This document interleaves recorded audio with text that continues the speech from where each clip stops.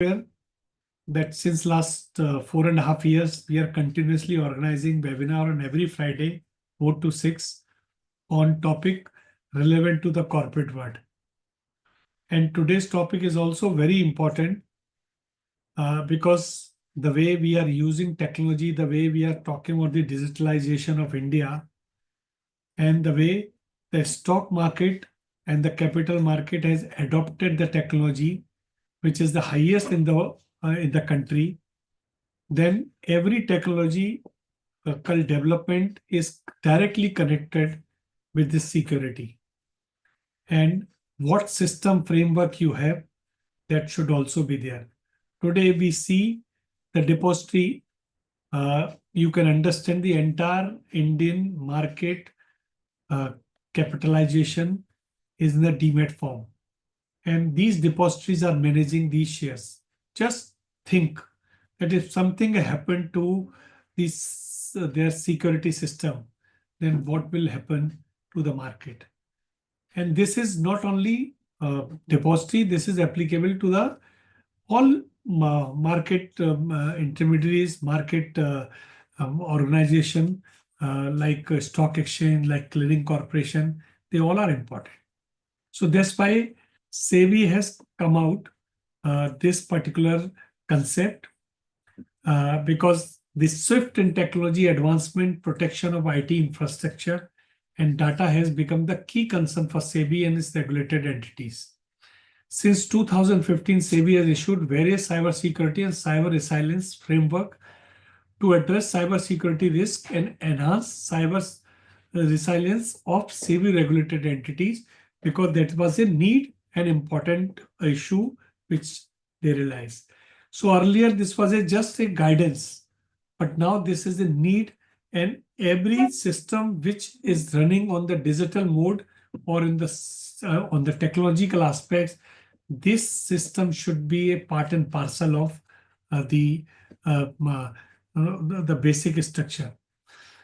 In order to strengthen the cybersecurity measures and to ensure adequate cyber resilience against cybersecurity incidents, attacks, cybersecurity and cyber resilience framework for SEBI regulated entity has been formulated by SEBI. The key objective of CSCRF is to address evolving cyber threat, to align with the industry standard, to encourage efficient audits, and to ensure compliance by SEBI regulated entities. A gliding path for adoption of CSCRF provision has been provided as under for 6 categories of regulated entities where cybersecurity and cyber resilience circular already exists. By 1st January 2025, they have to do this. For other regulated entity where CSCRF is being issued for the first time by 1st April 2025. So the preparation of future is required, that we should prepare everything today. So this webinar is very important. No doubt it's a very technical and everybody is not realizing the importance of this, but every intermediaries, every organization connected to the capital market should understand that if they are running business, that is a part and parcel of the security system is enhanced, and it should be. And sometime in India, people follow when you give instruction or you impose certain regulatory aspects. So we will understand in this webinar today what is this concept and how it is important and why it is important. So for this webinar, we have requested the SEBI technological team, or whenever we are organizing program, we are inviting the team which are either legal or CFD or intermediaries team or stock exchange. But this time we have requested team from SEBI. They are working in the technological department and how things are moving. So first, I extend a very hearty welcome to our chief guest, Mr. B.S. Sundaresan. Sundaresan sir is the Executive Director of SEBI, and he is the in charge of technology development in SEBI, and this team works under his supervision. He has more than 32 years of experience in development, regulated regulation and protection of interests of the investor in security market. And he has worked in various SEBI departments. He has supervised more than 500 investigation cases of market manipulation, insider trading, takeovers, public issue, collective investment, and compliance with continuous listing requirement. He strongly believes in sharing of knowledge and has delivered more than 400 lectures within India and 30 lectures plus in overseas seminar on various topical issues related to security market. And today's program is on, when I discussed with him, he informed that this is a very, very important thing and this is a future requirement, and SEBI will look after and observe that all the market people should follow this. So I welcome you, sir, for your presence and then your guidance to all the people, those who are attending for today's webinar. Our webinar is live on the YouTube channel also, and those who are not able to do or attend today, they can later on see this. And this type of topics are always live because you want to understand so people can see this. So thank you very much, sir, for your always proactive approach for following this, which is the need on our. Thank you very much, sir. Then I extend a very hearty welcome of learned speakers of today's webinar. First, Mr. Avnish Pandey. He's a Chief General Manager of IT Department of SEBI. He is presently leading security and audit practice of the organization and responsible for cyber security oversight and of security market. He has about 3 decades of securities market regulatory experience in business process innovation, big data analytics, enterprise IT solution, IT and cyber securities. He has led the technology committee on regulatory oversight and strategy implementation. He sees himself as a technology strategist and process innovator. I welcome Mr. Pandey for this program, and your experience and your knowledge on this area will definitely help the market people to understand this. Then we have Ms. Shweta Banerjee. She is General Manager in Information Technology Department of SEBI. She has more than 2 decades of experience in IT and currently handling cyber audits, cyber risk supervision, policies and cyber framework for securities market. So I welcome Shweta Madam for this webinar, and your experience will definitely help others, and your guidance will be a source of inspiration for all. Then we have Adarsh Trivedi, is a Assistant General Manager in Information Technological Department in SEBI. He is qualified cybersecurity professional with a comprehensive academic background and over 5 years experience in domain of cybersecurity, API security, and data science. He holds an integrated postgraduate degree in information technology from IIT Gwalior. I welcome you, Mr. Trivedi, for this program, and it will definitely, your knowledge on this data science and API security will helpful to all. Then we have Ms. Jayashree. She is Assistant Manager in Information Technology Department of SEBI. She had developed an IT cloud infrastructure for workflow tracking in the government of Pondicherry and managed RTI activities initiative. She is responsible for analyzing audit of SEBI regulated entity, including vulnerability assessment, and penetrating testing and cyber audit. So I welcome Jayashree Madam. Now you can understand these all 4 speakers, they are having a different knowledge and different expertise. Then we have Mr. Ravi Prakash, Associate Partner, Security Law and Corporate Litigation. And Ravi is handling investigation, so he can understand that what types of problems people are facing and what types of issues are coming for intermediaries from the regulatory side. So friend, with these 5 panelists and our chief guest, the primary object of today's program is that how to enhance cybersecurity across various entities under SEBI regulation, such as stockbroker, mutual funds, credit rating agencies, and all clearing corporation, stock exchange, and others, to ensure robust protection against cyber threat and build resilience to recover from potential incidents. If you see this law, the key feature of this law, which Mr. Pandey and his team will explain, but cyber resilience goal is there: how to anticipate, how to withstand, how to contain, what to recover, what to evolve. Then there is a graded approach in this, because you can't change everything in one night. You have to have, so they have classified into 5 category: market infrastructure institution like depository and stock exchange, qualified regulatory entities, mid-size regulatory entities, small-size regulatory entities, self-certification regulatory entities. Then the key standard and guidelines that is also part of this, and where governance and risk management, incidents response, how to report and audit, and data localization should be there.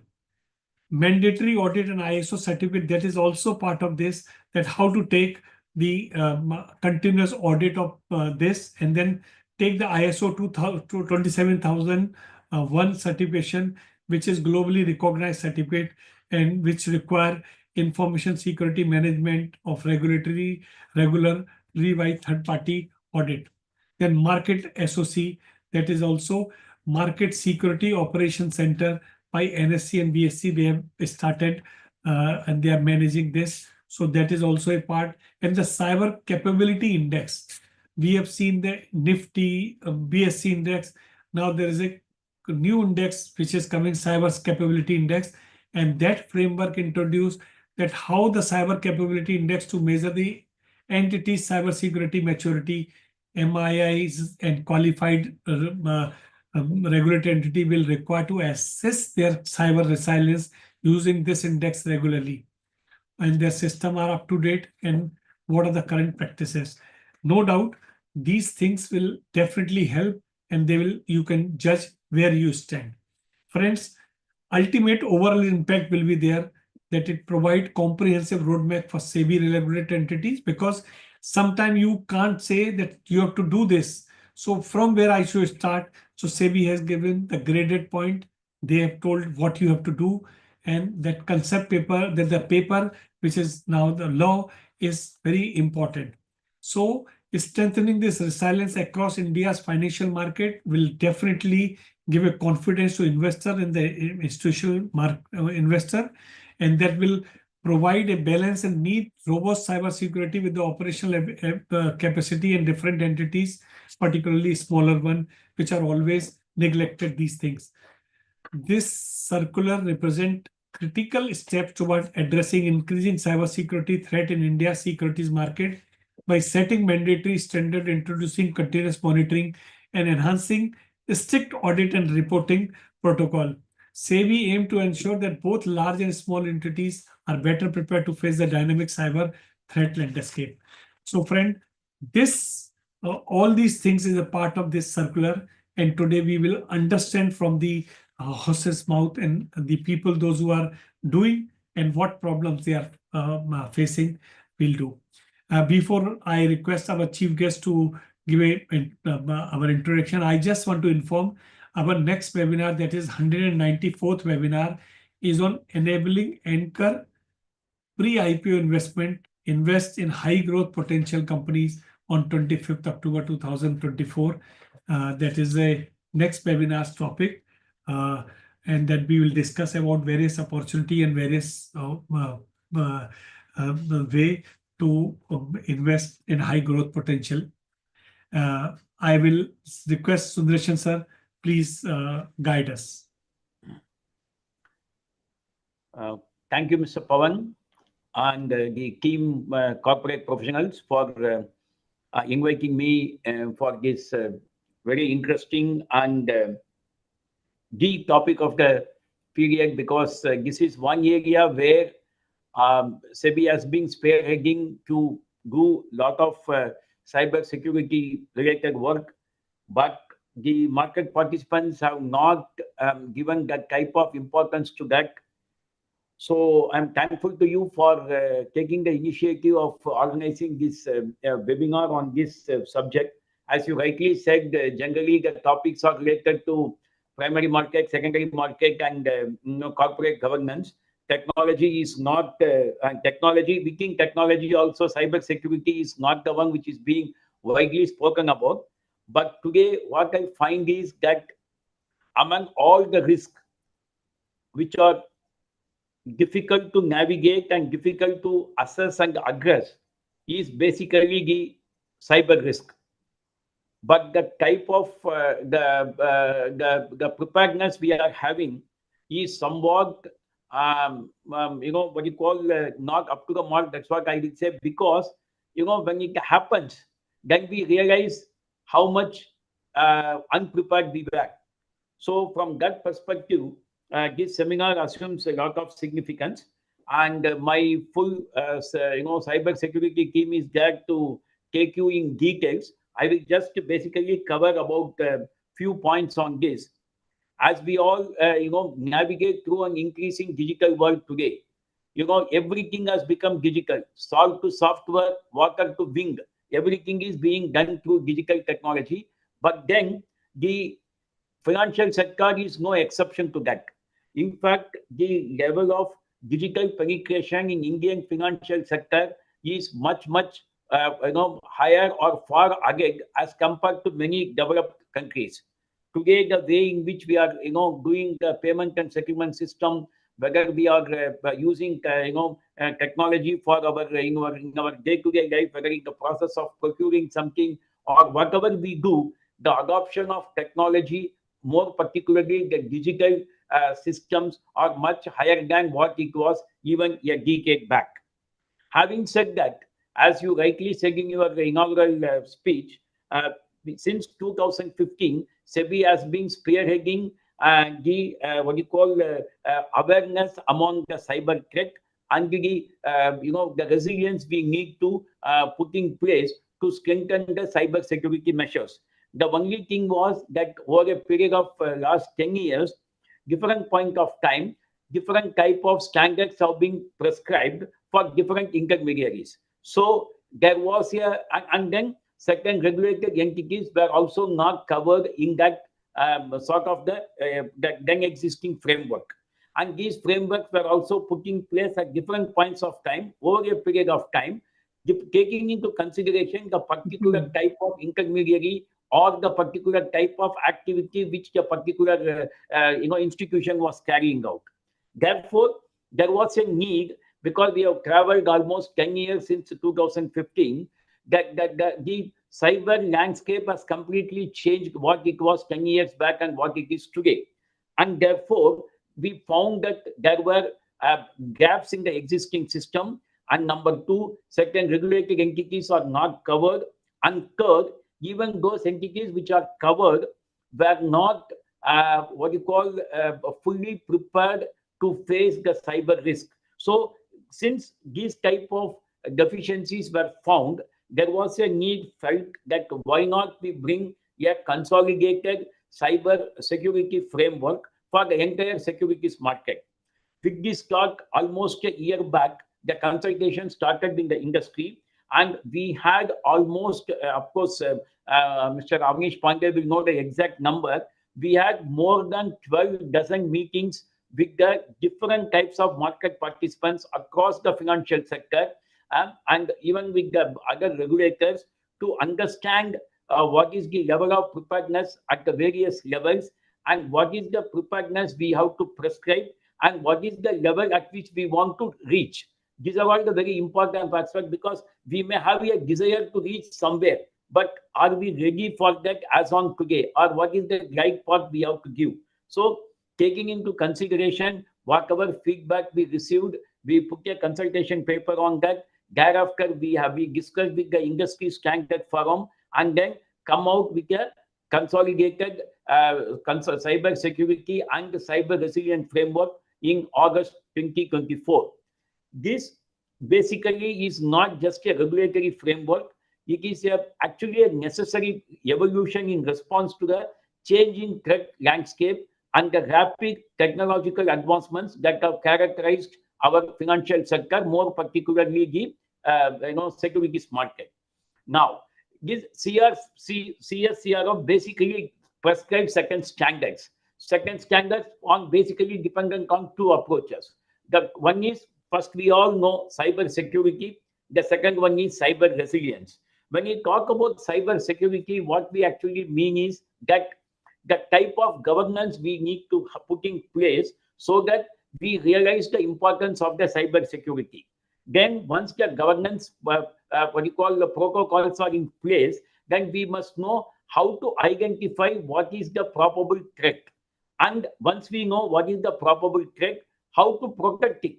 And then we have to keep our eyes and ears wide open by using various tools to see from over now and then whether is there any gap, and that gap need to be detected. And if there is a gap, how to respond and address that gap, which is the risk contained in the cyber security. So this is from the aspect of cyber security. Now, we all know that this is an evolving landscape, ethical hacking, unethical hacking, and so many things happen here. Therefore, the penetration of technology is so much that irrespective of the, irrespective or notwithstanding the type of security measures you put in place, the cyber attack is imminent at one point of time or the other. We all, as far when we compare this with the health of a human being, everybody thinks that I will not get the heart attack, but my neighbor may get it. That is the way in which we all live. Similarly, in cyber security and cyber aspect also, my systems will not get affected. Somebody's system may get affected, therefore it may not be that much importance to us. But we want to stress the point here that cyber attack is supposed to happen at one point of a time or the other. If it happens, to what extent we are ready for that? To what extent we can anticipate that? To what extent, if that attack happens, can we withstand? This what type of precautions we have to take, and assuming that it happens, because as I said, it is bound to happen, because people are trying to navigate through various systems and try to do, because it's more like a challenging thing. Okay, then how do you contain the damage which may cause because of the cyber attack? Then okay, you can even contain. Then what happens? Whatever the data which is lost can be recovered from that. And very important point is how fast we can get back to our action. I mean, what is the period by which we can recover, and what is the learnings we will have, so that over a period of time we will evolve and ensure that such type of attacks do not take place again in our system. So what we found was that when we put in place these standards for all these things, both for cyber security and for cyber resilience, we found that these entities are not common across across the securities market. Some are small, some are big, some use multiple vendors. The value chain is bigger. Therefore, but the important point is most of these market participants are interconnected. So if anything happens in one place, there is a possibility of cascading effect on the entire system in the securities market. So that also we have to keep in mind. But at the same time, we also be conscious of the cost that will be involved in complying with these standards. So therefore, as rightly you pointed out, one size does not fit all. One size fits all approach, it cannot be adopted in this aspect. Therefore, what we have done is that we have gone on a graded approach. We have put different buckets of intermediaries. We have basically divided them into 5 categories, and for each category, based on the number of clients or the assets under management or the magnitude of the role they play in the ecosystem of securities market, the standards have been put in place. Because otherwise what will happen is that if you put the same standard for everybody, the small person may find it too difficult to comply. And if in order to enable him to comply, if you reduce the standard, it will expose the people who are in the market with a high value transactions and other things, they will get exposed to the cyber attack. Therefore, we need to balance these two, and accordingly, we follow a graded approach on that. Some of the basic, very briefly to say, the methodology we have followed and put the salient features is, the first one under the cyber framework is risk assessment. In every aspect, whether it is cyber or even in our business or even in our any activity we do, the first important is risk assessment. even if we want to travel from place A to place B, what we do first is we put our Google Map navigation and see how much time it will take. That is nothing but starting with the risk assessment. So risk assessment is to be mandatory for all the regulated entities. They are expected to make what type of risk they possess and what type of risk they bring it to the entire system. The second very important thing is, of course, this security operations center. We have not mandated for all the people to have their individual one. We have mandated both the stock exchanges, considering their important role they play in the system, and also like they are the major ones, and therefore under capacity they also have to put in place this type of SOC. We have mandated them to provide and enable others to take advantage of that. And of course, the third aspect is very important: classification of data, because everyone has to what you call assess what is the two types of data, the regulatory data and the IT and cyber security data. They have to see whether what is localized data to be kept in place, what data can be kept in offshore. This distinction has to be clearly brought out, and so that the entities know that what type of data, when it is sought from them, it has to be provided to the regulator. The fourth and important one, which I said earlier, was it is not only the entity, the regulated entity, which brings the risk to the system. In today's technological world, no one relies only on one particular vendor. For every activity today, there is a multiple vendors. Therefore, what happens is there is a big supply chain. So the entire supply chain brings risk to the system. Therefore, all these supply chain risk has to be managed, assessed, managed, and also mitigated. Therefore, the framework clearly provides what type of strategy they are expected to have to identify the supply chain risk, how to mitigate them, and in case any attack happens within that supply chain system, the same logic applies. How do you recover and how do you evolve over a period of time? So with these measures, we have come out with this the cybersecurity and cyber resilience framework, and we also know that implementation is going to be a tough thing. People will have difficulty in understanding that. First of all, the willingness and acceptance has to come. As I said, one has to realize that cyber risk is the biggest risk today as compared to any other risk. Once the realization comes, then the implementation becomes easier.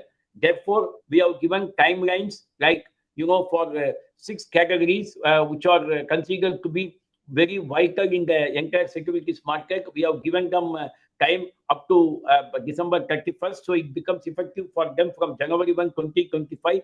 And some of these entities were already following from 2015. It is not that it is going to be there for the first time. Only thing, certain standards are being modified for them, certain standards are being upgraded, depending upon the cyber risk they bring to the system. For all other entities, it is applicable. Those who are going to do for the first time, it is made applicable from April 1, 2025. So the point which I would like to say before I conclude is that it is imperative that this framework remains dynamic and adaptable as cyber threats continue to evolve rapidly. So we are open to suggestions from this type of webinars, and we are also planning to come with some sort of a FAQ to clarify some of the doubts people will have, although the circular is running into hundreds of pages with so many annexures, and it will be difficult for anybody to completely comprehend, and there are bound to be doubts. That is one of the reasons why I am thankful to corporate professionals for organizing this webinar, so that whatever queries come, we will apply our mind and we will try to come out with FAQ so that it will be helpful for the market participants and the regulated entities to voluntarily come forward, accept it, and willingly implement it, so that the entire cyber ecosystem in the securities market is safe, sound, and we all can live peacefully. And the full team is there. They will take the entire participants through the framework with as many minute details as possible, because as I said, we have conducted more than dozen meetings with hundreds of market participants. Whatever views which came, we have tried to incorporate, address, and ensure that we do not create any sort of misapprehension in the minds of the market participants. But still, there could be some gaps, and our team will be there to clarify now. If it is not possible, as I told you, we will note down the queries, we will formulate the replies. Our purpose is to make ease of business and ease of compliance. Our intent is not to make anybody's life difficult at all. As much as possible, we will try to make it ease and possible to comply, and we will come out with the FAQs shortly, so that we all will be on the same page. And again, I reiterate the point that we have to be as safe as we normally physically in the physical world we live. We have to live safely in the cyber world as well. With this, I once again thank Pawan Vijay and corporate professionals for inviting me to that. And I would like to look forward to listen to my team as well as the queries from the participants. Thank you very much. Thank you very much, sir. Thank you for giving the broader aspects of this. And you have rightly pointing out that people, they don't realize that how this particular important concept is very, very crucial for this operation. Whenever you are working on a digital mode or on a cyber space, you have to see security. Whenever we are having our house and we are putting all security measures, and then we are putting a chowkidar also. So all these things which we are doing in normal case. So this is also another aspect that every business who is working on this, they should follow. So now turn to Mr. Pandey and his team, because you people have wider experience. You have worked in SEBI, you are working with the various intermediaries and their need, and you were the instrumental for this circular.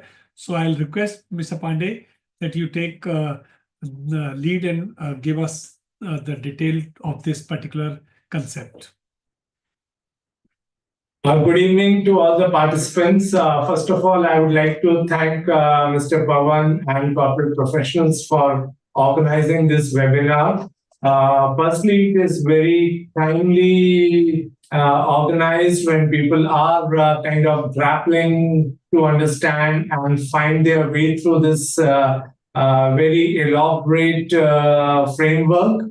And secondly, there is a lot of enthusiasm which we have noticed in past 1 month or so, where people have reached out to us seeking various kind of queries and various kind of suggestions. So during this webinar, at the onset,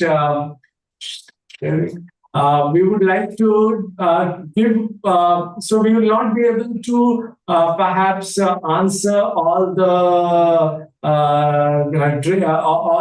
various compliance related questions, but what we would come forward and place during and perhaps discuss during this webinar is what has been the thought process with respect to some of the controls that we have put in, some of the measures that we are promoting, and some of the framework which is being deliberated on to ensure that we look security and resilience in a very holistic manner.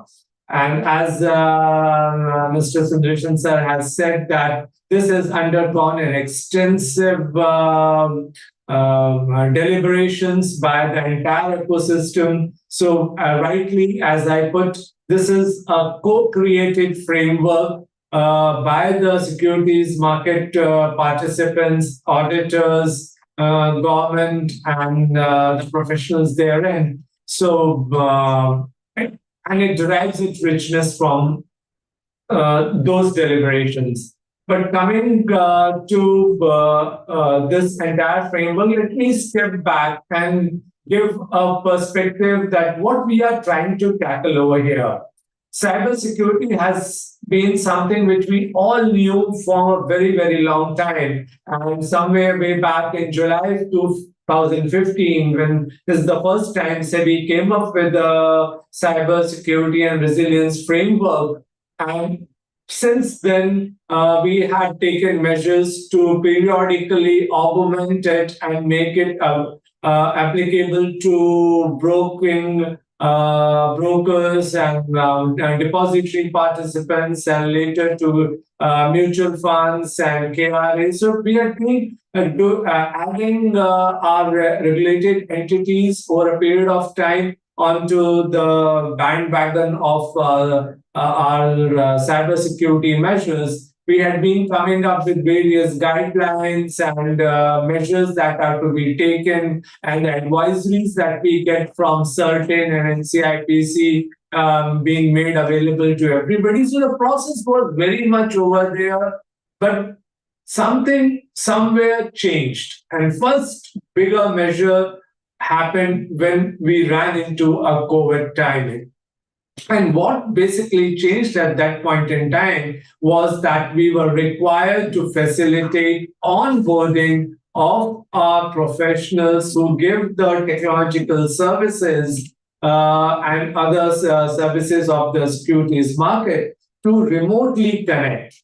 Now, when people are going to remotely connect, they become keen to a so-called hacker who also comes remotely and enters into a system. So first and fundamental thing was how to define and identify who is a genuine access person vis-a-vis who is a non-authorized person. So there were a lot of technology impetus went in building remote working environment. And as we had a wider footprint in remote working environment, that increased the vulnerabilities that these systems brought in to get the system accessed. And there where we figured out that we need to build something to ensure that only an authorized person having a requisite authentication mechanism is able to access these systems. So that was one big aspect, and there are a lot of discussions and deliberation that you will find in our framework to address this particular aspect. Then, over a period of over past couple of years, we looked into various compliances to our past regulation circulars on CSCRF being submitted to SEBI, and we found that there were gaps. There were big gaps, and perhaps we tried to reason out with our regulated entities that what could be a cause, and we assessed that these gaps were primarily coming because of some kind of weak understanding of circulars. Sometimes people feel that they have put in those measures which circulars said, but they were not adequate. So we looked into those submissions and then tried to build a framework that is going to facilitate people not only to comply to the features that are being talked about, comply to the controls that are being talked about, but also and understand what this particular compliance is requiring a regulated entity to do in the back end to ensure that they are secure and resilient. Over the years, we have also identified and analyzed various kinds of cyber incidents that have been happening in securities market. And one of the fundamental findings that we have got from these incidents is that on an average, the person who is behind these cyber incidents comes and stays inside a regulated entities environment for more than 180 to 200 days. Now, what this tells us, this basically tells us that we don't have an adequate measures to detect the entry and exit of these unwanted personnel into our regulated environments. So we started looking into how to build and ensure that these incidents are kind of don't happen in the way they are happening today. So we can always talk about a 0-day event happening, but an event happening or an incident happening because we are unaware of it is something which should be avoided. Second thing that comes to our mind is having an incident happening, how quickly I am able to recover from the incident. What is the impact these incidents are making, making into our system to make us more resilient, more immune to the market, to the cyber incidents that happen to us as an organization, and that called for change and revisiting of an existing framework. So while we were working on that, there are a couple of other things which we thought are becoming equally important and very challenging. See, in today's world, we are required to deliver software or the IT solutions at a very rapid pace. There's an agile way of doing and deploying applications, and we most of the time resort to the solutions which are already built in on an open source platforms. There is a tendency to adapt those solutions quickly to ensure that we are able to deliver the required solution. But we are not so mindful of the vulnerabilities these open source systems bring into us. Secondly, the mobility apps. We all have to build our systems on mobile apps to become, to do something as they call compute while we move. Mobility apps bring a bigger danger. I may secure my application to a best possible manner, but there are applications on the mobile devices of the entities where those applications may interact with the application that has been provided for securities market, and there is a lot of possibility of data getting infiltrated.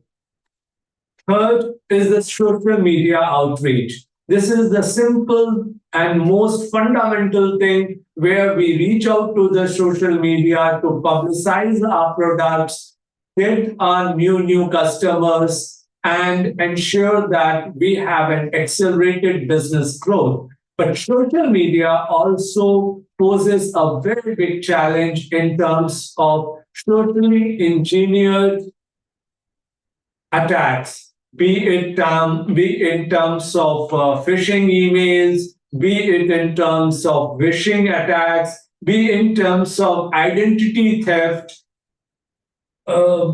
These media, when we expose ourselves, then we become kind of vulnerable to all these kinds of attacks. Fourthly is the usage of AI and ML.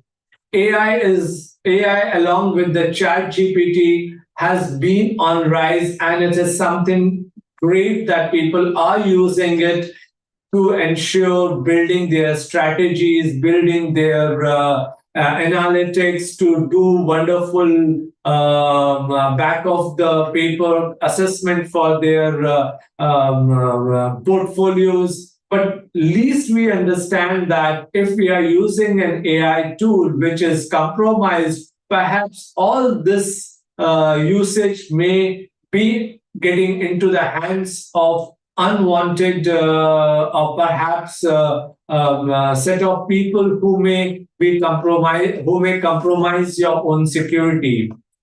And last one, which is in my mind something which as a technologist we are quite thoughtful of, is about the quantum proofing. Quantum proofing basically ensures that the encryptions that we are building to ensure that we have a legitimate security in transfer of data, in processing of data is maintained. This particular quantum proofing itself is at risk today because there are computing environments being created which can break these encryptions and steal away the entire data. Which is going to call for a new thought process, just not in technology terms as a zero trust or a segmented approach. They are talking about building a secure algorithms to ensure that when we do transactions, financial transactions having a PII information, it remains secure and it's not going to, it doesn't fall into unsolicited hands. Then comes a bigger challenge is to comply with DPDP Act. We have seen through a couple of years that there has been a lot of data exfiltration happening by way of mobility device, by way of APIs, and we wanted to ensure that our ecosystem is kind of mindful of the compliances that this particular act would put on our regulated entities, and we very actively look into compliances and ensure that we don't get into an event where the investor is losing its private data and we come under the non-compliance of this particular act. Lastly, a most important point that all of us today would appreciate, that there is not enough talent in terms of securing our cybersecurity requirements. And the seminars and webinars like this are very important to build that kind of awareness, and that financial professionals who are listening to us would then reach out to the decision makers and ensure that we start looking out for capable people. We undergo a right kind of training to ensure that our system becomes secured from the cyber attacks, and we build certain resiliency so that the attacks, even if they happen, they don't affect and paralyze our operations. So the CSCRF undertakes some of these challenges and perhaps comes up with the controls to mitigate these challenges. Sundaresan sir has definitely started speaking about the risk and risk management framework.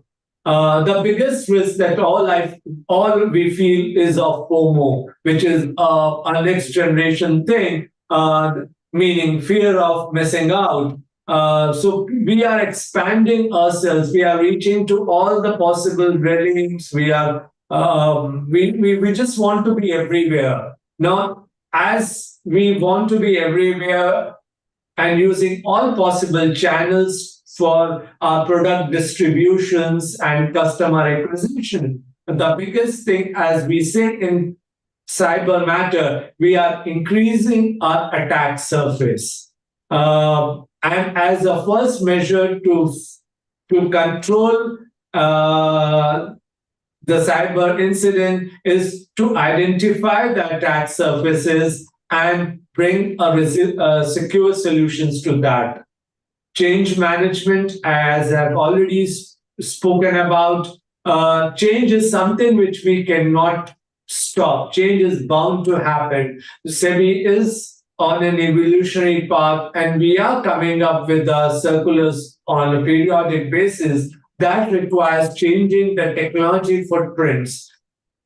But if we take changes, if we have a weak design, we find that making a change becomes even more difficult, creating a bigger risk and bigger impact to the entire cyber security system. So to ensure that we have adapted to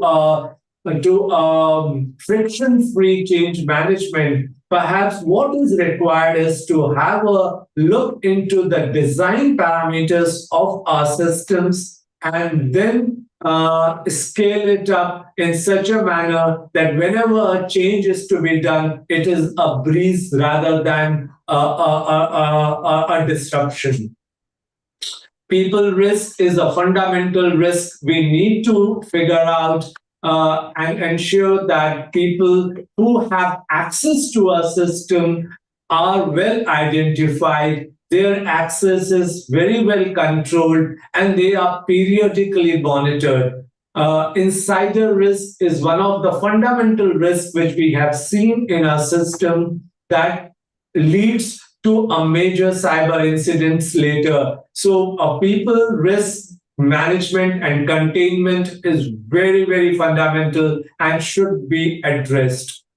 Concentration risk is a type of risk when we are building our solutions through a third-party software or third-party supplier. Based on our discussion, we figured out there are a handful of solution providers who are managing over 80% of our constituents. It is good in one way that we have less number of people to manage with, but at the same time, it poses a major concentration risk, because if any one of them gets cyber attacked, we find a major set of people getting attacked. So we have to be slightly mindful of this concentration risk and build a solution, build a thought process. How, if such thing happens, we mitigate so that our ecosystem continues to function in a very coherent manner. And last is cyber risk, which encompasses a bigger section, just not the ones which we discussed here, and is being elaborated very extensively in a CSCRF. Now, the way I see CSCRF from the regulatory perspective, as a regulator of the securities market, we are mandated with three major mandates, if I may put it. First is to protect our investors. Second is to build regulations and do the development of the market. And last is supervision and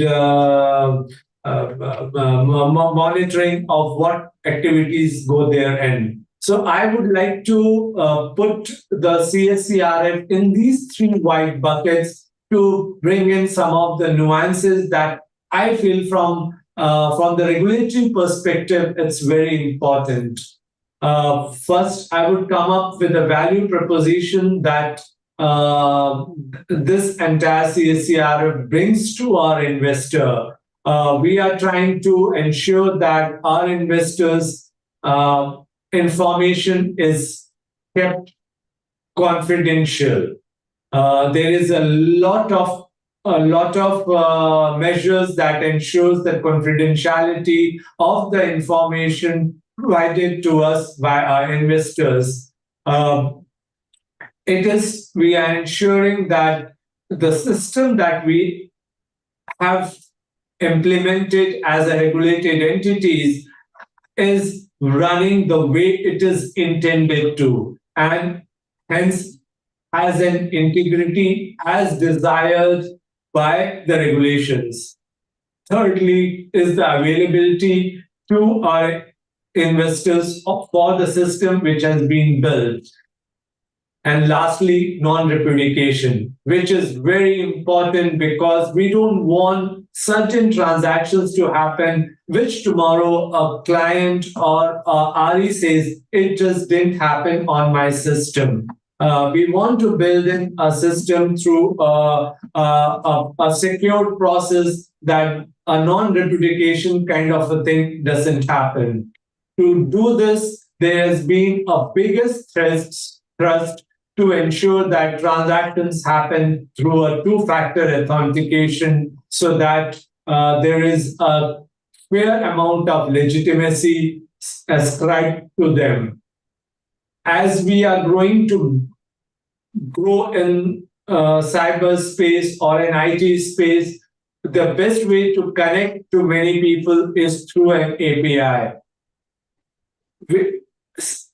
As per our understanding, we have figured out many of our REs are not able to figure out how many APIs have been built, whether we have a life cycle defined around an APIs, because more often than not, these APIs do get compromised, leading to a cyber management. So API becomes a very important facet when we are connecting and protecting our investors. To ensure that the websites, the investor-facing applications are devoid of any serious vulnerabilities, the pen testing, which is mandated as part of BAPT, takes a significance. And this is where we have been talking about a penetration testing should be conducted on what all assets and to what extent. And for our MIIs and qualified REs, we have gone ahead and pushed them to conduct red teaming exercises. And there are certain tools that talks about continuous risk assessment and continuous red teaming to ensure that these websites are free from any vulnerability that can cause or shake the confidence of our investors into the system that we have created. Lastly, for them, we require a lot of awareness to be ensured. A system, whichever we are building, there has to be an angle of customer awareness, investor awareness, how to handle, how to connect, and ensure that even if there is a slight amount of discomfort, we tell them what this discomfort would actually entail and how even some minor discomfort that they may get to access the system would ensure that the security and authenticity of system is maintained. Coming to the development part of it, as has been very detailedly described in CSCRF, we have done a lot of categorizations of the regulated entities so that they are able to go through the controls and don't get overwhelmed by the technicalities of implementing some of those controls, specifically for the entities which are smaller and don't have that large IT footprints. So we have ensured that this CSCRF is able to do that part of democratization and get implemented across our regulated entities. Talking about that, whether you are small or you are big, the most important stuff is to build your governance structure. And while building the governance structure, we have talked about the importance of technical committee. We have talked about the importance of ownership. As far as the cybersecurity matter is concerned, we have ensured that the board or or the CEOs and MDs of our regulated entities are equally responsible for ensuring that these measures are put in the way they are put in. And in doing so, we have redefined the role of CISOs and brought it in the forefront, empowering them to take certain measures to ensure that we stand at the forefront of technological resilience, to ensure that our securities market are not only secured, but also are able to withstand the shocks of cyber incidents that may happen from time to time. Coming to the most fundamental part, which is a cyber hygiene. No cybersecurity solutions today can withstand and implement the rigor of controls if they are not meeting a basic cyber hygiene. And to facilitate, there is an equitable cyber hygiene available in our securities market. We have actually been now driving the concept of market SOC. So market SOC has been there for quite a while, but when we looked into the reasons why it could not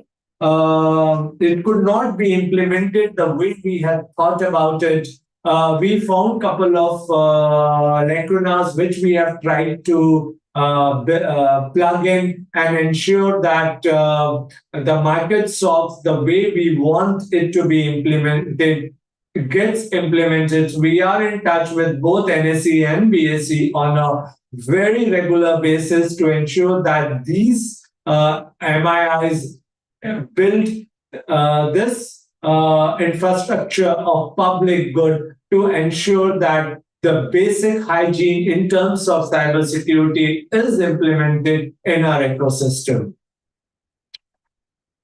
Then comes a fundamental aspect of resilience. I may feel that I am in control.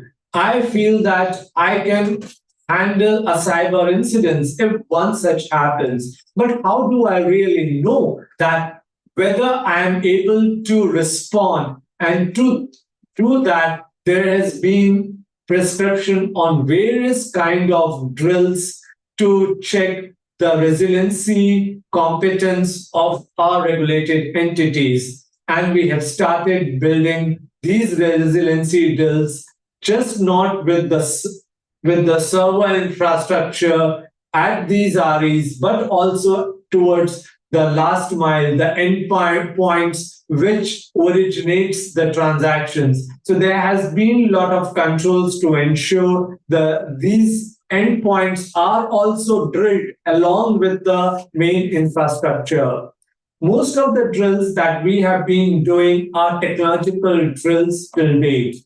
They basically mean that if my DC gets impacted, I go to my near site or to my DR. When we talk of cyber, these drills may not be of having that high value, because if my DC is hit by a cyber incident, it is most likely even my DR would get hit because they share the same systems internally.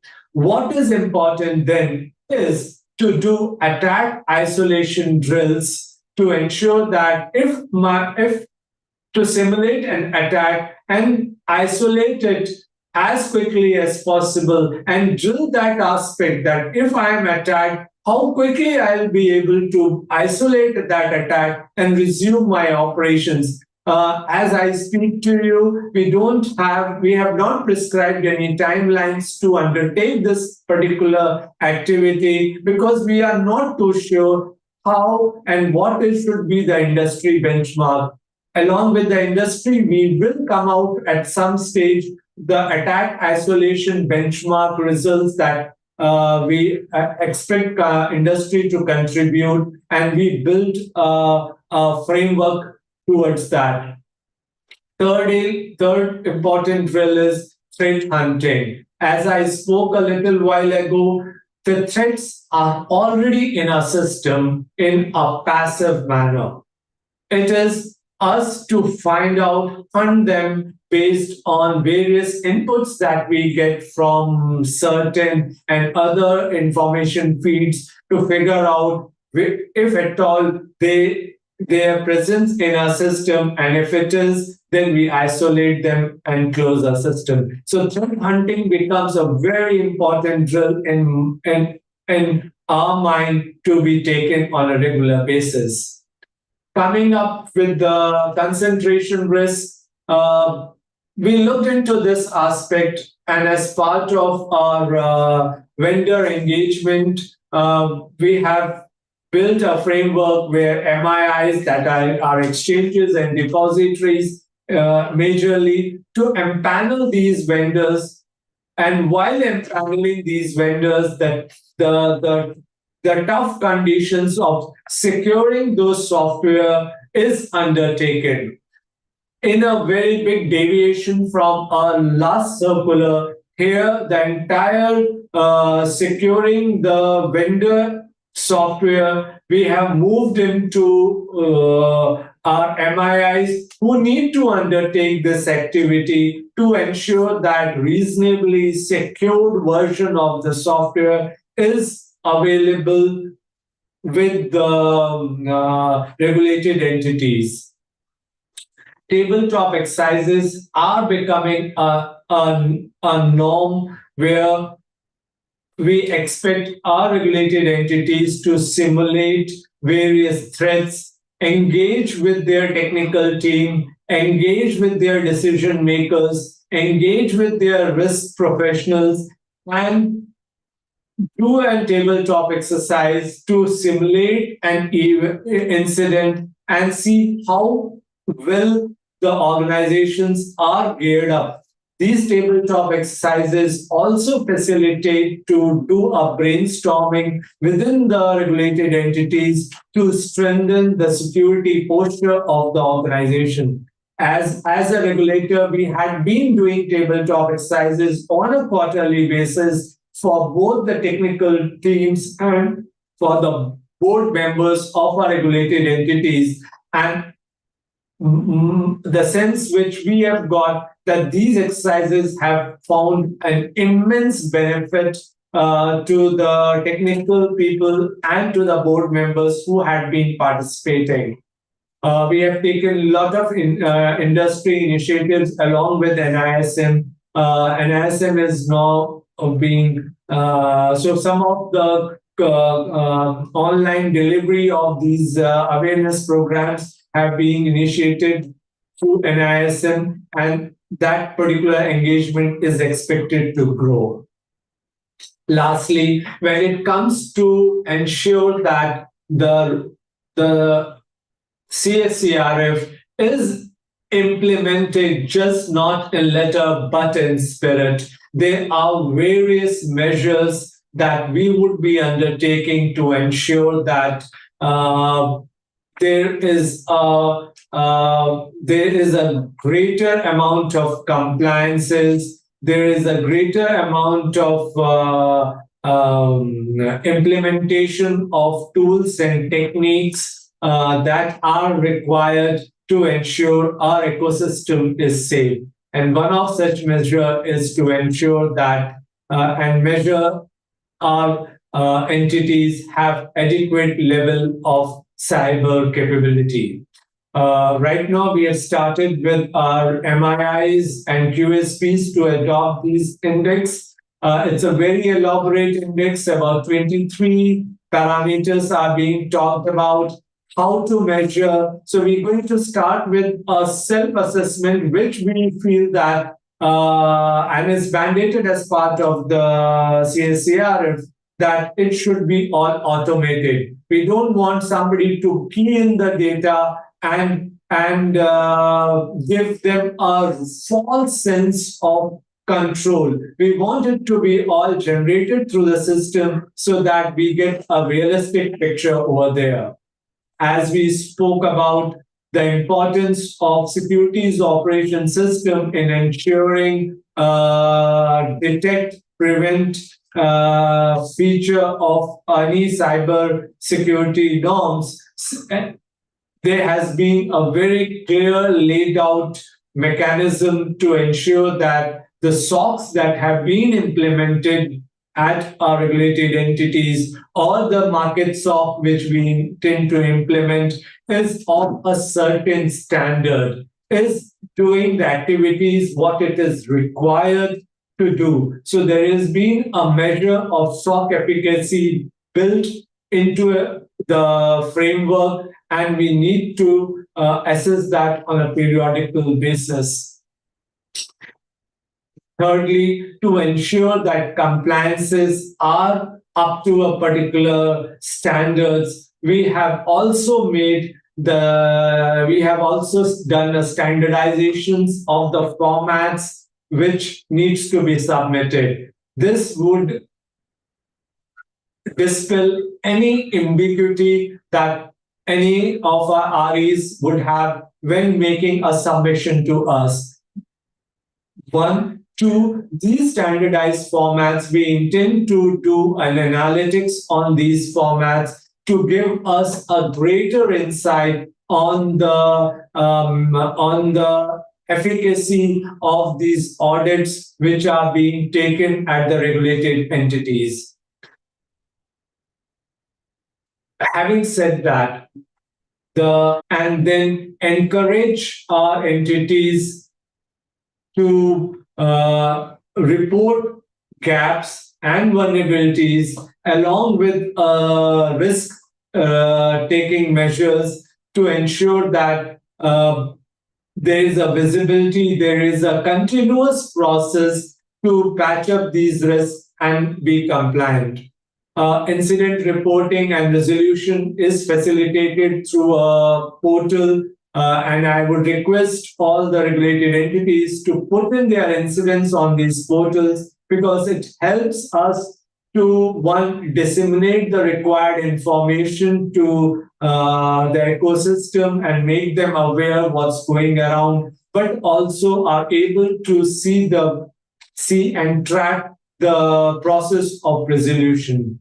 Last but not least, as a regulatory mandate, we are required to ensure the CSCRF is implemented both in letter and spirit, and to ensure that it is implemented the way it is required. SEBI would be undertaking a special purpose audits to validate the audit process that has gone behind some of the regulated entities, and they would be identified based on a risk-based approach at our end, to ensure that we continuously, on a very regular basis, continue to give feedback to our ecosystem. The idea is not finding faults with the entities, but is to encourage and ensure that all the regulated entities maintain a standard which would ensure that our market environment is cyber resilient. Now I would request Shweta to deep dive in some of these concepts that I have discussed and give her thought on that. Shweta. Thank you, sir. So, let me take you to the background once again, and I'll explain that why we are discussing this. So SEBI has issued this cybersecurity circular in 2015 for market infrastructure, in 2017 for QRTAs, and 18 for brokers, and so on and so forth. So we are close to a decade since we issued this circular, but we are not where we should be. So in order to strengthen the cybersecurity measures and to ensure adequate cyber resiliency against cyber incidents, this CSCRF has been issued, formulated, and we have done elaborate consultation. We released the consultation paper on July 4, 2023.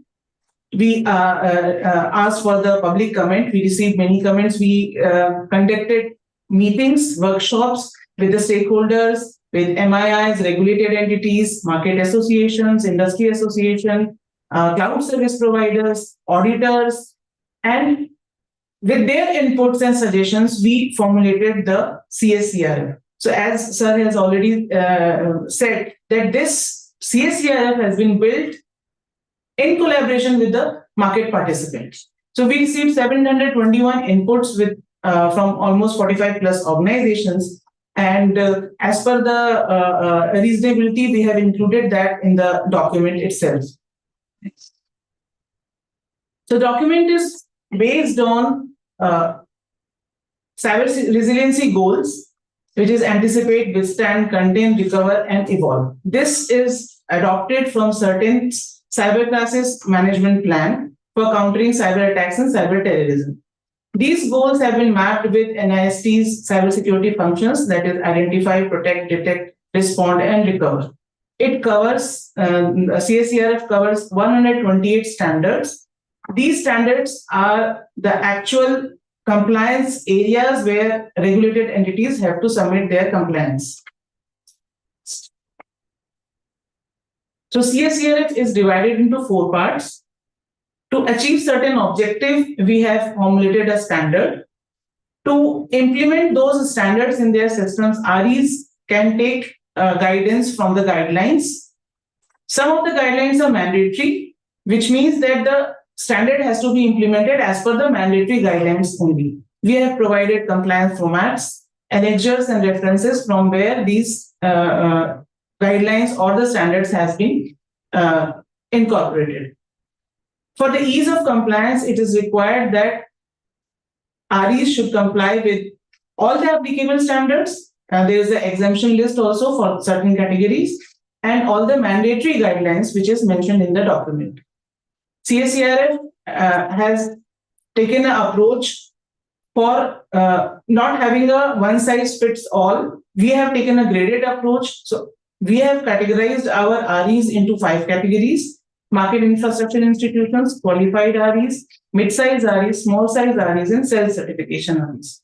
Now, self-certification REs are specifically, I mentioned here that self-certification REs means that these REs which are categorized as self-certification has to provide the compliance and the certification by themselves, which means that they don't have to get audit from any particular auditor or anything, but it is expected from regulators' point of view that they implement the necessary security measures at their systems and submit the compliance. We are expecting a lot of self-disclosures and stuff like that. Yes. Now I'll request Adarsh to brief the highlights. So we'll start with the key highlights of, I think AD sir, CGM sir has already discussed a lot about it, but we'll start with the key highlights of CSCRF. So as we have mentioned that CSCRF emphasizes on a lot of aspects ranging from governance to oversight to supply chain risk management and incident management. So we have in every section, in every control, like for specific, for example, governance, we have mandated the IT committee for regulated entities, this CCI, which has to be reported, which has to be tracked by the IT committees. So all these have been emphasized in CSCRF, and then specific guidelines have been provided. So the newly newly added guidelines is specific to data classification. So in this, we have asked the REs to classify their data into 2 categories. One is specific to regulatory data, which is required as per the SEBI regulations, and other is the IT and the technology related data. So for this, we want the regulatory data, which has to be stored mandatorily stored in India, and the IT and technology related data can be taken outside with the consent with the approval of their boards and their expert committees.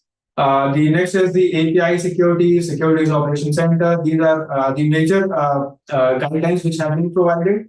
Other than that, we have mandated the all REs to establish appropriate security monitoring mechanisms through SOC.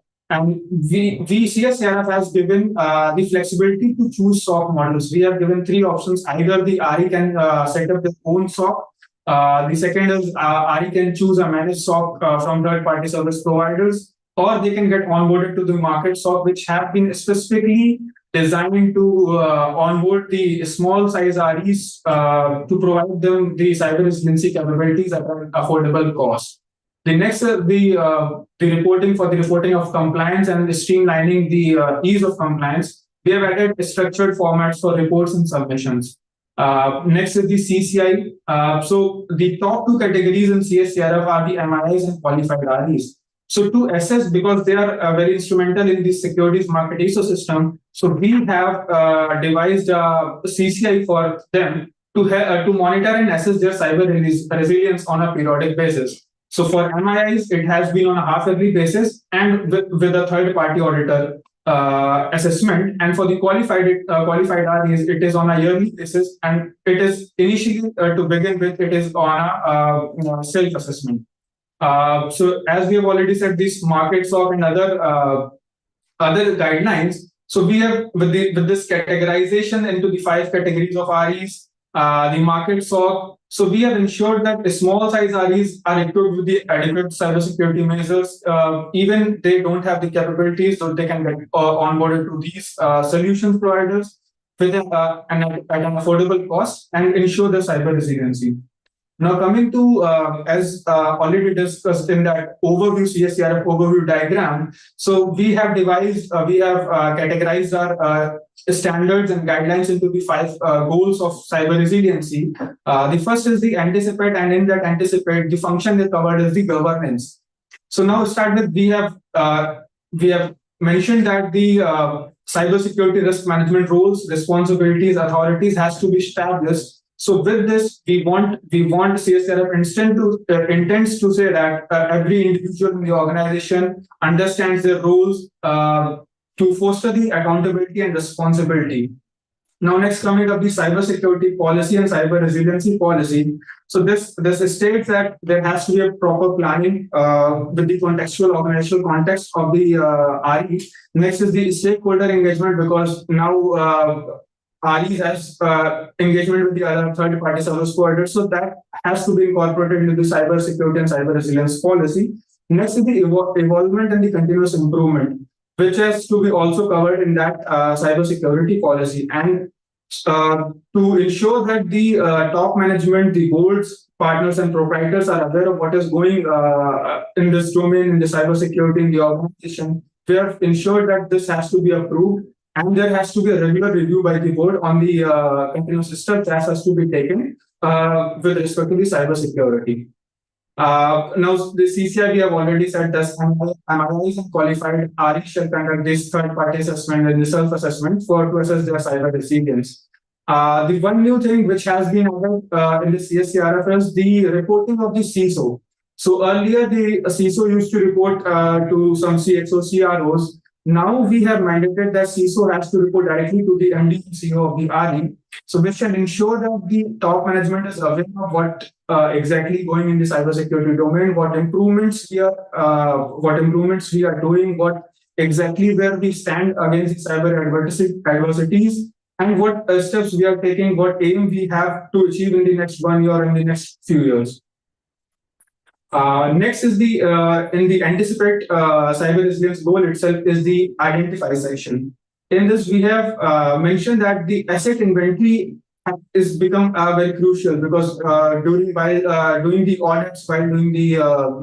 audits and the inspection of the REs, we have found out that the many REs were not able to identify their assets properly. They don't have a proper asset inventory. They have a proper asset inventory, then they don't classify their critical assets into the critical classification. So that becomes very crucial to assess, to identify how critical these assets are there for the business operation, and based on that, the sensitivity for that business operation, security measures can be applied along with that implementation.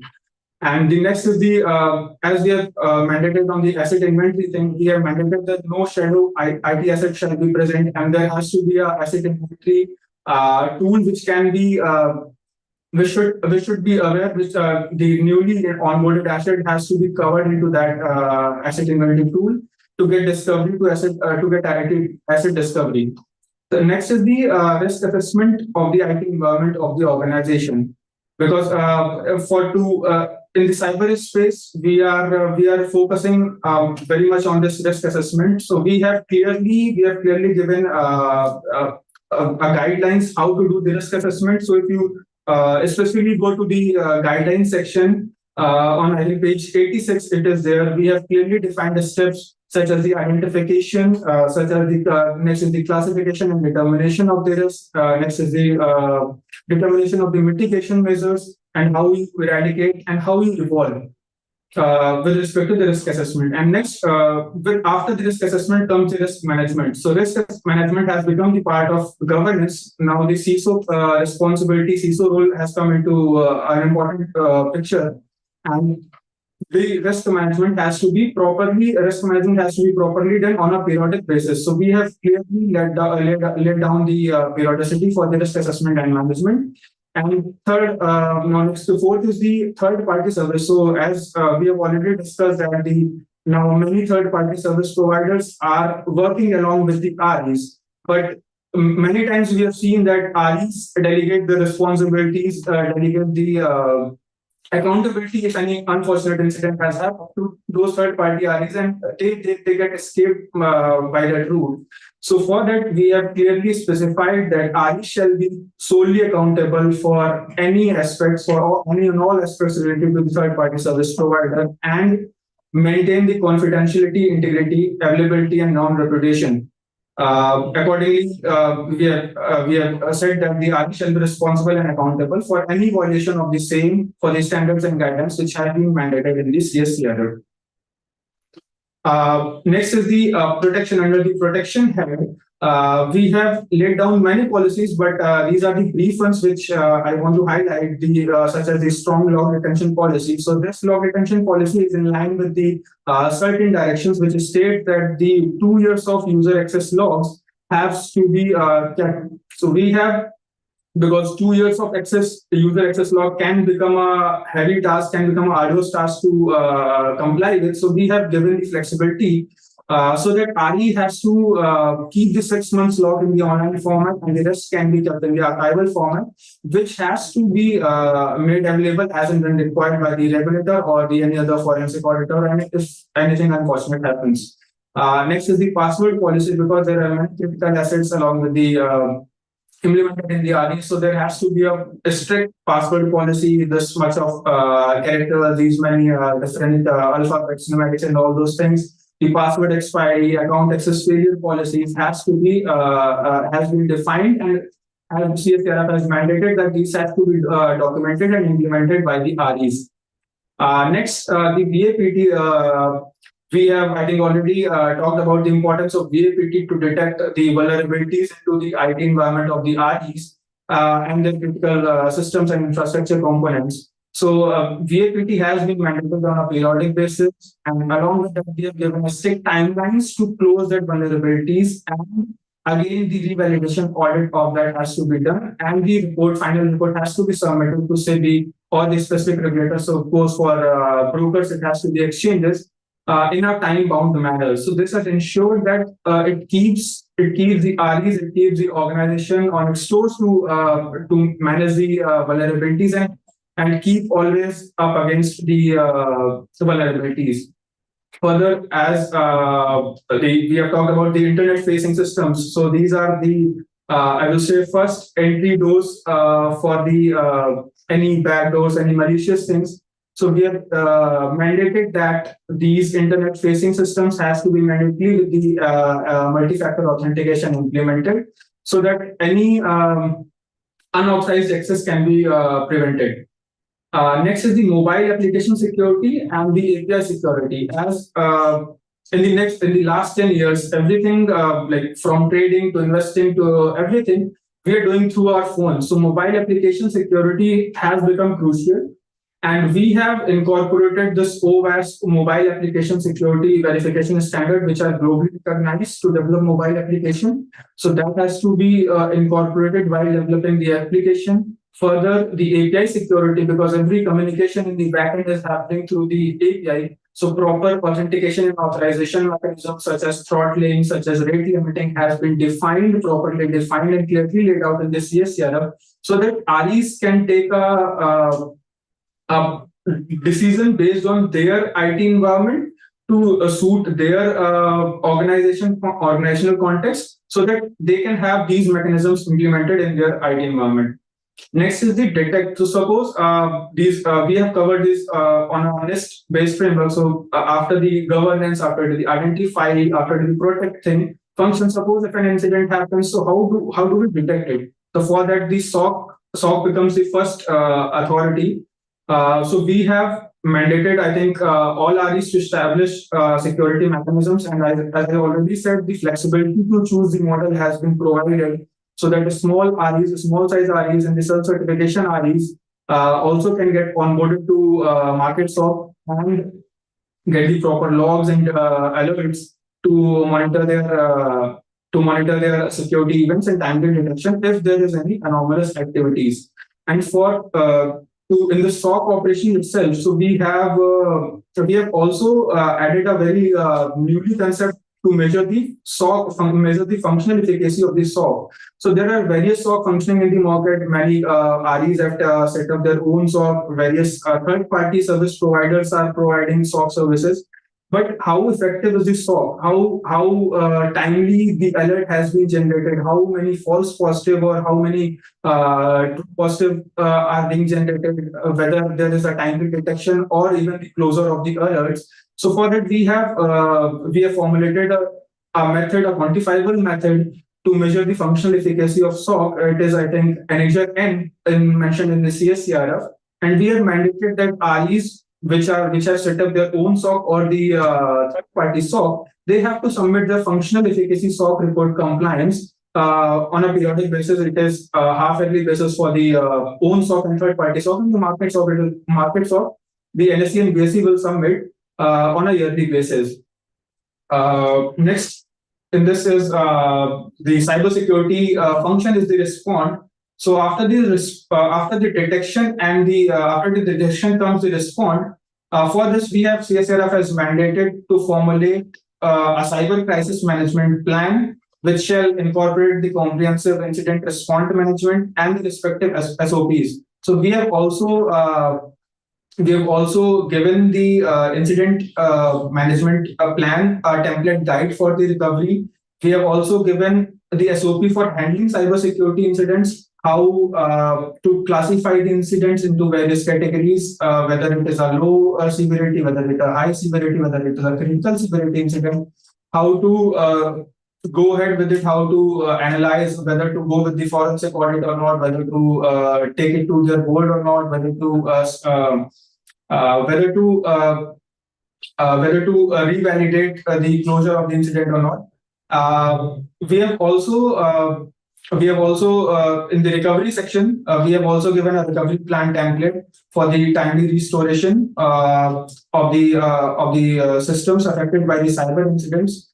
And with respect to the cyber resilience scenario-based drills, we have also given a sample scenarios with respect to the exchanges, so that with respect to their organizational context, what scenarios can be there and what scenario-based cyber drills they need to conduct to check their recovery operations if an unfortunate cyber disruption attack happens. Now we have given these cyber scenario with respect to exchanges operations, but other REs have been mandated. Other REs have been asked to devise their own scenarios based on their own business operations to test their cyber resilience using these drills.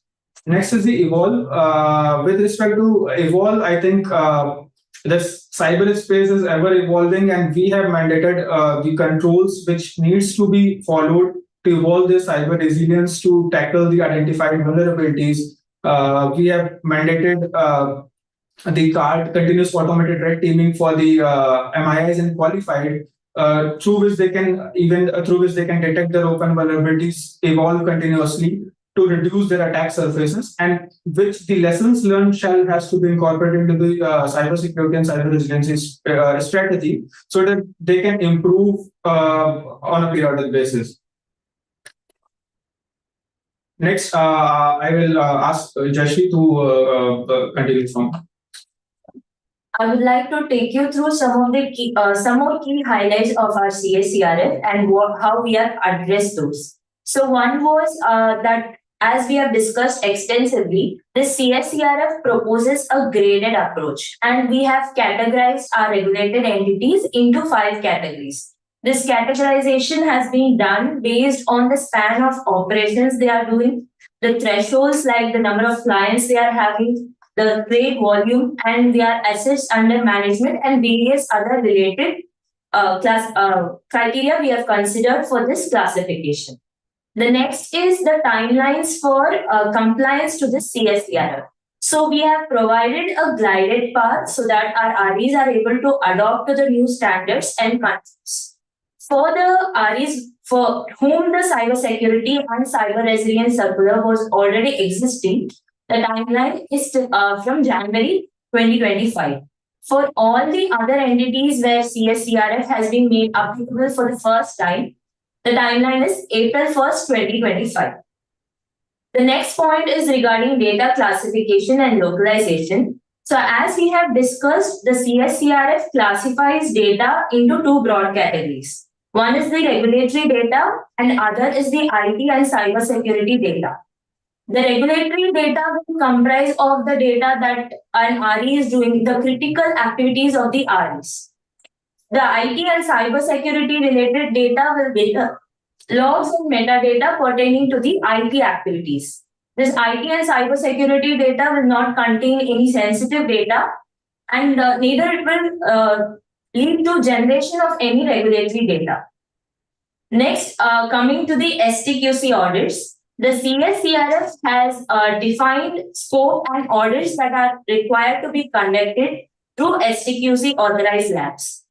So for MIIs, they have mandated to conduct these audits, like functional audits needs to be conducted by STQC before abandoning software or applications.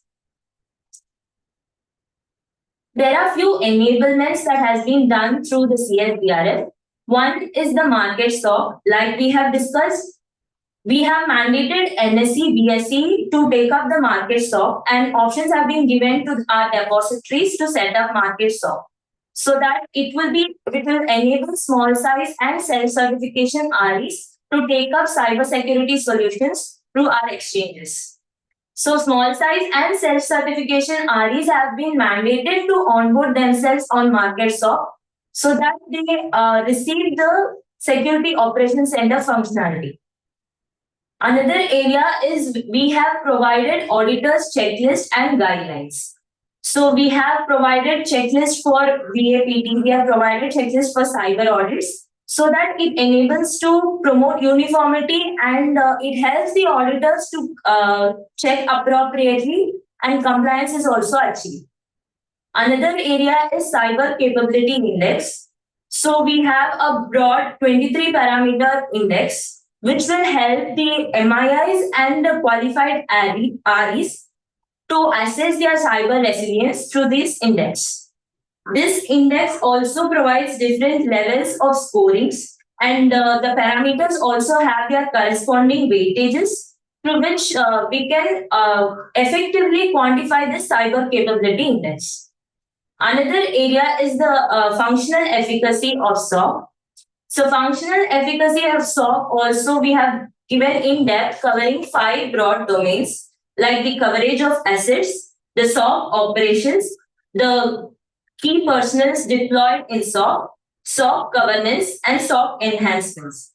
So mandates have been made that based on these 5 domains, the functional efficacy of SOC can be analyzed and can be submitted to SEBI.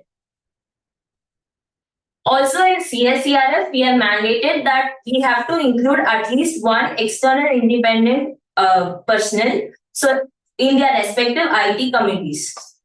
Also, we have made structured formats for VAPT and cyber audit reports. So there has been, as discussed, we have guidelines for classification and handling of cybersecurity incidents also. The analytics of our compliance reports submitted based on the CSCRF will help us to have a full visibility and assessment of the cyber resilience of the regulated entities.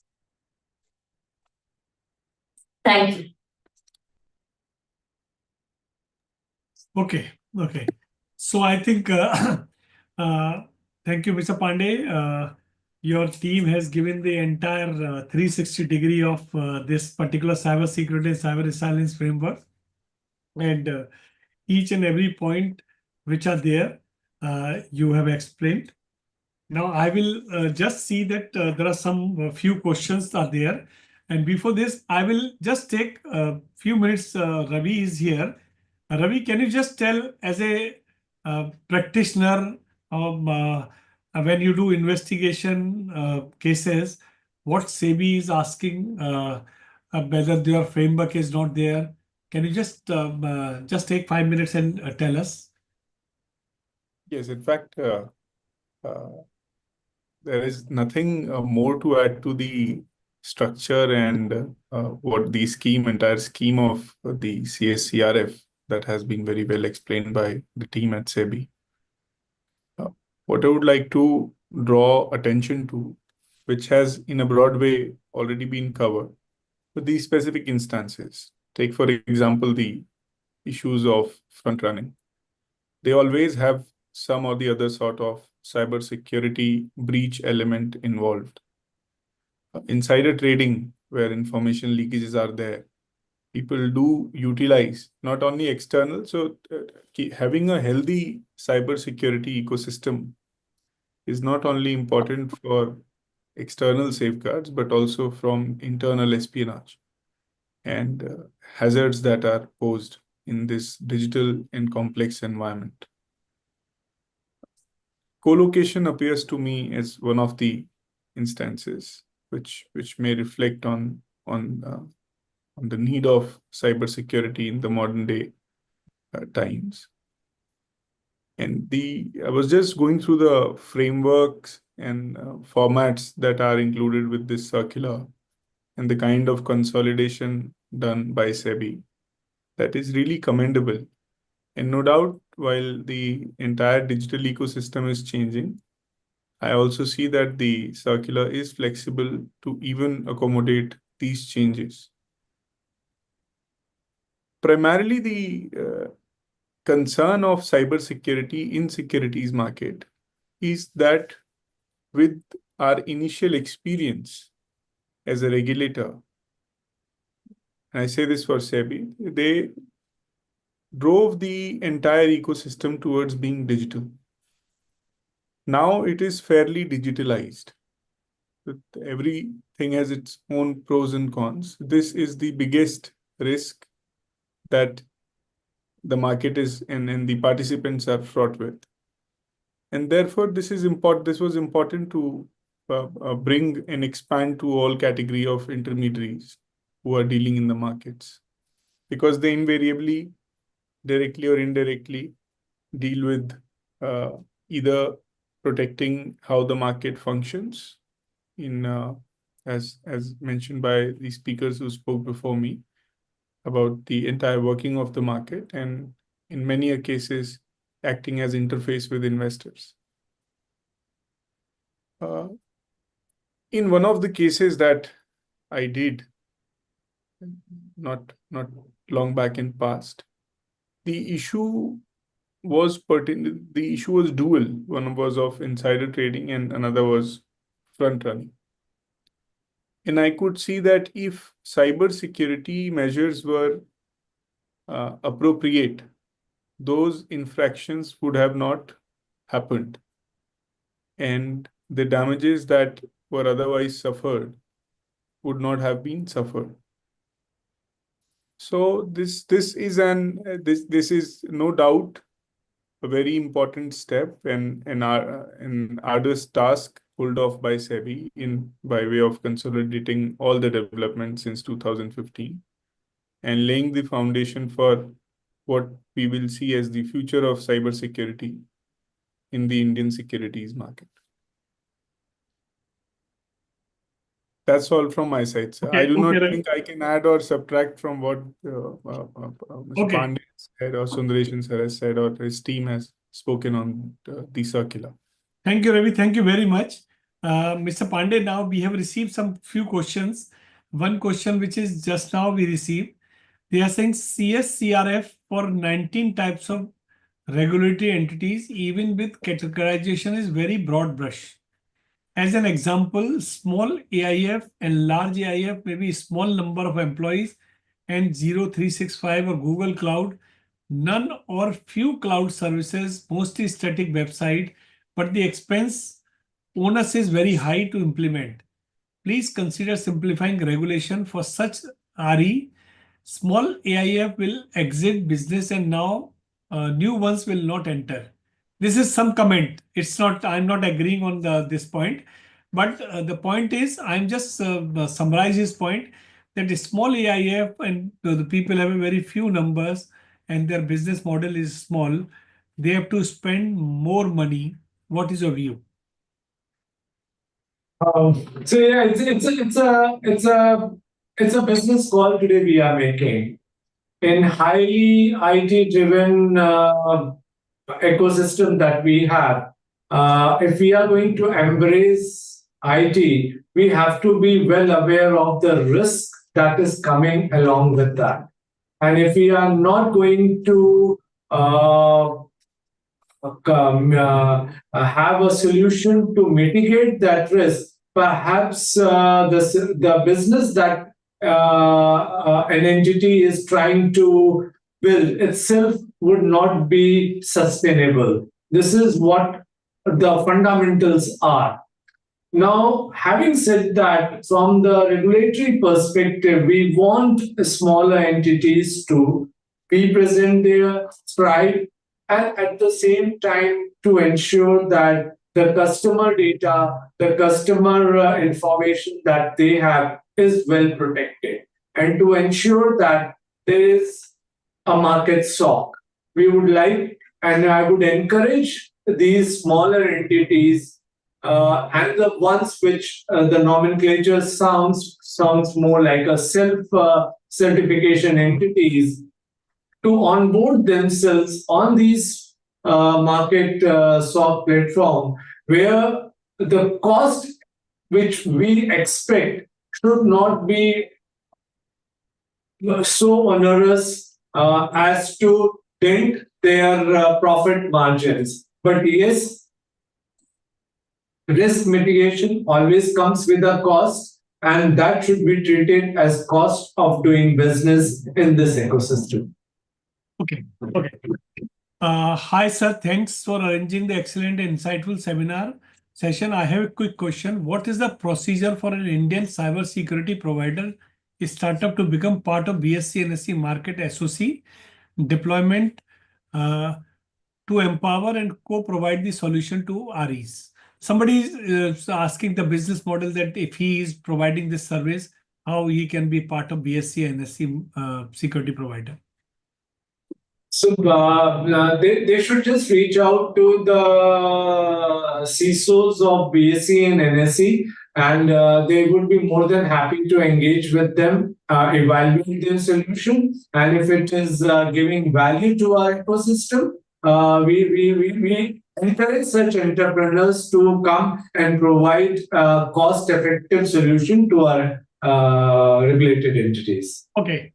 There are a lot of changes prescribed in CSCRF. So to understand the clauses and adhering to this letter in spirit, whether SEBI may consider for relaxing the timelines for compliance, it is very difficult for the RE to streamline all their process and align to the new requirement. So I think Shweta has a ready answer to this. Yeah.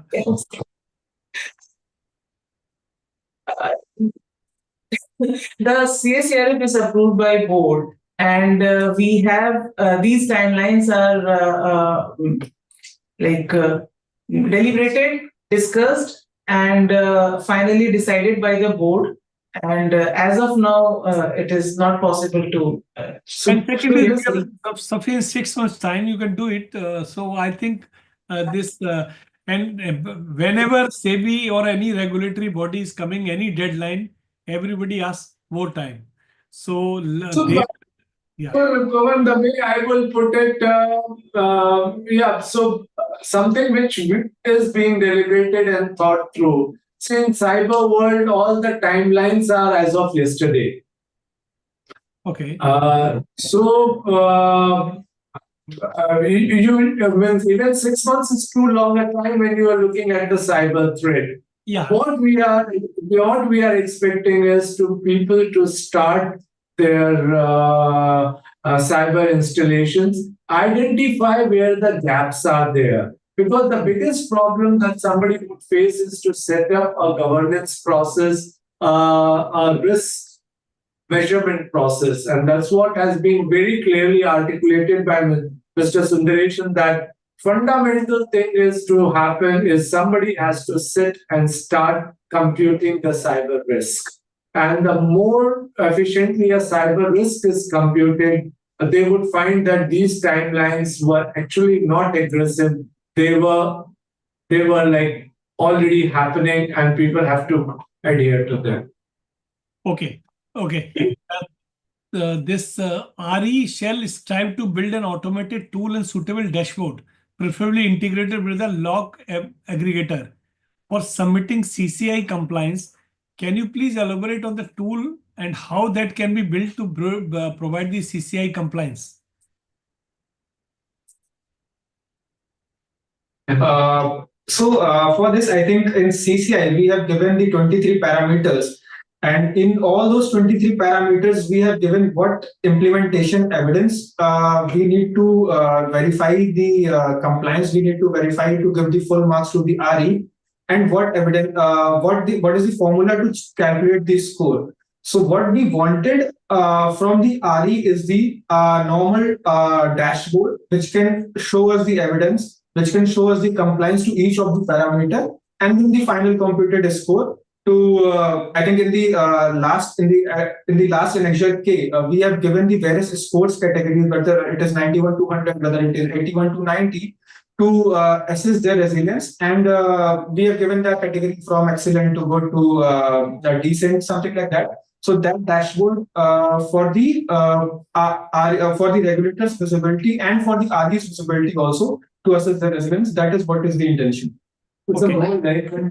Yeah, to add to this, actually, we don't want that this index scoring should come from an Excel. Instead of that, it should come from their systems.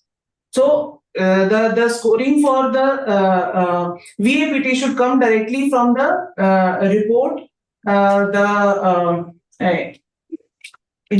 For example, incidents are happening, so that should also come from the RCA or the forensic or the SOC alert or the SOAR action taken. So it should come from the system instead of directly putting in a simple Excel sheet and scoring themselves with some number. So it is more akin to a RegTech kind of a solution where the sources are known, where the parameters are known, what data types have to be captured. So this is all well known. So if we have an entrepreneurs who have appetite for building a RegTech kind of a solution, I think they are most encouraged to build a solution around this particular problem statement that we have put up.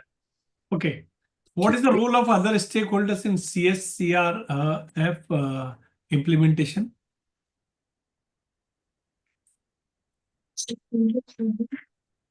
We need to know the stakeholders. So if we are looking at... This is general question, leave this. Is there any certificate to be given by SEBI or warning of some sort of or for not complying? So how SEBI will come to know that he is not complying? So what will you do? This is a recommendatory, or this is you will take action and give some sort of warning and something else? It's too early for us to tell how it will all evolve.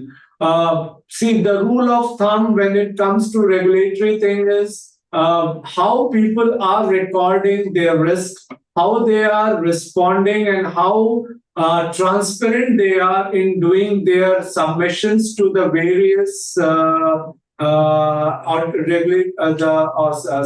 audit findings to SEBI. It all depends. So as I had said in my talk, we don't want to get into fault finding and disciplinary kind of a thing. We want ecosystem to evolve and be responsible towards undertaking these activities. So I will stop here at that and let the regulatory role evolve based on the maturity of our regulated entities and dealing with the security, cybersecurity responses and audits.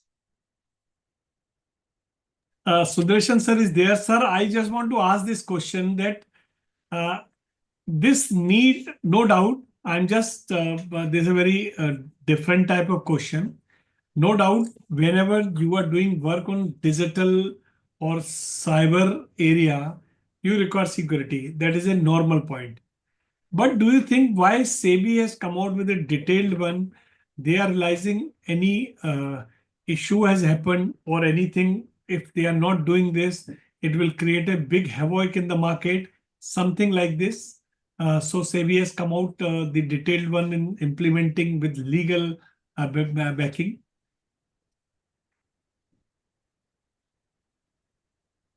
I think Sundaresan sir is maybe there, but anybody can give answer. Mr. Pandey, this particular thing has come because of some incident has taken place, or you are apprehending the incident should not take place. That's why. I would take you back to my slides, which talks about the various challenges we have put in. So these challenges are coming and plaguing the entire IT landscape of various organizations. And when SEBI, when the securities market in India is totally digital driven, I think we should not be waiting for an incident to happen than to react.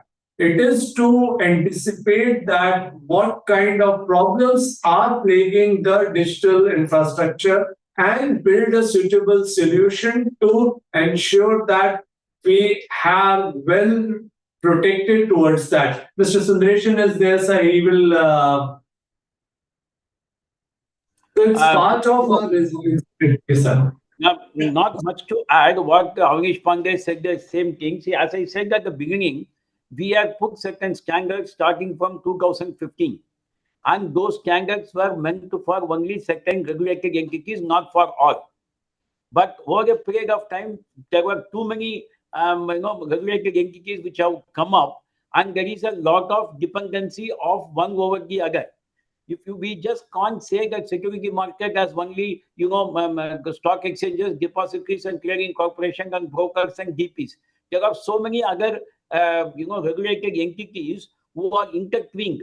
So if you see all of them together, there has to be a robust framework which will be applicable, the minimum standards applicable across all these participants, and some which may be applicable for somebody who is at a higher pedestal, like exchanges, depositories, and say mutual funds and AIF, because they are handling the money of a lot of people.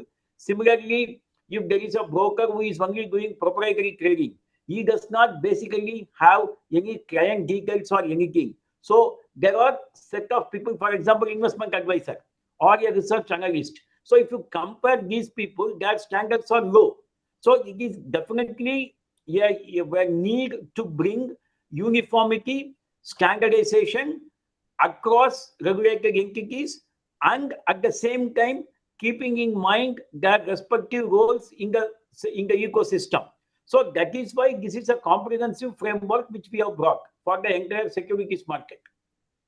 Okay. One Mr. Manish wants to ask one question. Manish, are you able to ask? Yeah. I'm able please to ask. Well, very short. I'm short, sir. I just want to ask SEBI that those who are the registered entities with SEBI and those who are not registered with SEBI, there are lot many Telegram channels, lot many YouTubers, lot many on tutors who are unregistered with SEBI and providing advices. And they are complaining against us. Will SEBI provide us protection that I am registered and unregistered people complaining against us? Manish, this is actually this question which you are asking. This is something different, and this program is not for No, this part. no, my question is also that now, if you go on Telegram channel, you will find there are hundred of people in the name of registered channels.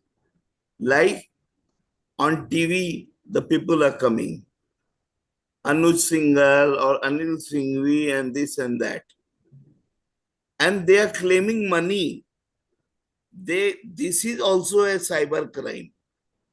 No, Mr. Manish, try to understand. Today's program is not on that aspect. This program is how to do security, cyber security implementation by registered entity. I understand, So sir. this your question is totally different. But please understand, your Yeah. question is totally different, and this is not connected to this. This is something else. If you have any question related to cyber securities of registered intermediaries or registered entities, please tell us. Otherwise, we will discuss in the separate program where we will organize this. Yeah, I will request I you. think, Pawan, we need to, bring Yeah. this to an end. So I think it's better that you conclude so that, it's Yeah, already. yeah. It's past. Yeah, that's right. That's right. So, sir, now because this session was we have designed in such a way that market should understand that how this system will take place, and very rightly, Mr. Pandey and his team has in detail everything they have explained to the market.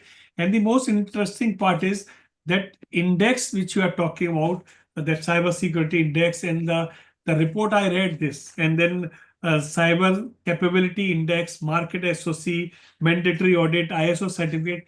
So everything you have covered in this. So one question which somebody was asking in the presentation which was given by a madam, that was explained properly that you are not going to implement in one go. You have given logic that cyber resilience goal you are fixing, anticipate, resistant, contain, recover, and evolve.